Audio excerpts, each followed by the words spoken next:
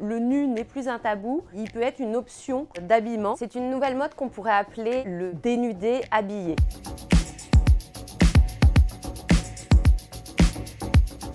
À l'époque où on parle de déchets textiles, de profusion de vêtements, de surconsommation d'habits, on voit apparaître aussi bien chez les personnalités, sur les podiums de défilé, dans les grands événements, sur les tapis rouges, cette tendance du dénudé habillé, c'est-à-dire du corps qui se montre brut, qui se montre nu et qui s'assume. Et qui se contente de se parer parfois d'un simple voile, parfois d'un petit morceau de résille. Ce dénudé habillé, il habille aussi bien les stars, les célébrités, mais aussi les gens de la rue, évidemment parce qu'ils l'assument davantage, les jeunes, ceux qu'on appelle les Gen Z.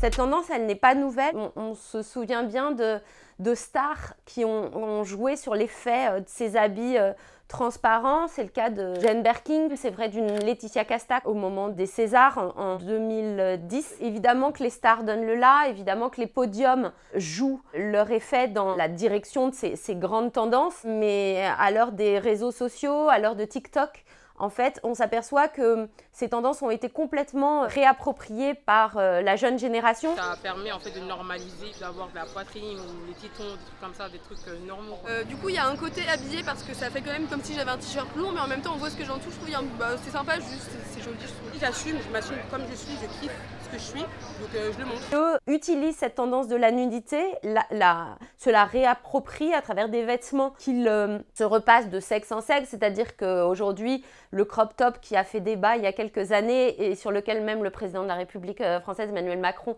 s'était prononcé. Aujourd'hui, ce crop top, il est vraiment porté par les garçons. Le crop top, c'est une chose, mais on voit qu'aujourd'hui, quand on va sur les sites de grande consommation, que ce soit Zara ou ce géant de la fast fashion chinoise qui s'appelle Shein et que les ados adorent, on voit que les tops des jeunes filles ressemblent à ce qu'on pouvait assimiler autrefois à de la lingerie. Et d'ailleurs, dans les entrées pour chercher ces tops, on appelle ça des petits corsets.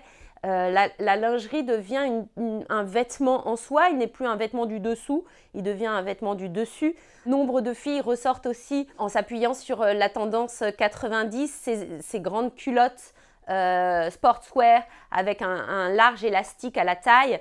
On a même vu des stars la porter en ville et jusque sur les parkings de supermarchés à Los Angeles. Ce corps qui est beaucoup plus montré, beaucoup plus dévoilé, il incarne aussi un gap générationnel puisque ce corps, il est peu à peu désexualisé. Ce corps, il est avant tout une nouvelle forme esthétique, une nouvelle arme politique, on pourrait-on dire, mais là où avant les féministes, pour doter les femmes d'une carrure et d'un pouvoir, avaient tendance à se grimer et à se déguiser en homme, là au contraire, elles revendiquent d'utiliser ce corps non plus comme arme de séduction, mais vraiment dans une logique d'art brut au contraire, qui n'est plus un corps sexué, mais un corps qui va parler de lui-même et qui va donner notamment aux femmes et aux jeunes filles cette dimension d'empowerment que ne donnait plus forcément le vêtement. Et les garçons